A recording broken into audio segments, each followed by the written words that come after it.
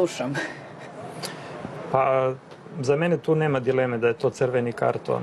Zašto? Jer suci imaju jasno od uvijek naputke i ništa se nije promijenilo. Znači da je to duel u nekoj borbi za loptu, pa da dolazi do nekog takvog kontakta, onda bi mogao razumjeti i ne bi pričali o crvenem. Ali to je totalno off the ball. Znači akcija gdje je lopta je 40 metara od toga i Diallo sa tim svojim činom mora biti isključen.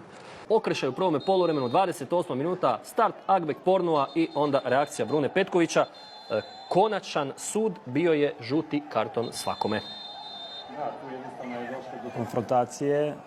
Znači, nakon koškanja te dvojice igrača dolazi do konfrontacije gdje je jako puno igrača skupa i tu je naputak da moraju oba igrača biti kažnjena. Jednostavno,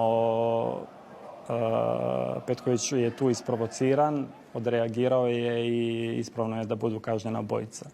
Dalo se iščitati da se traži i direktan crveni karton? Nema dovoljno elemenata za to? Ne, morali bi imati neko očito udaranje.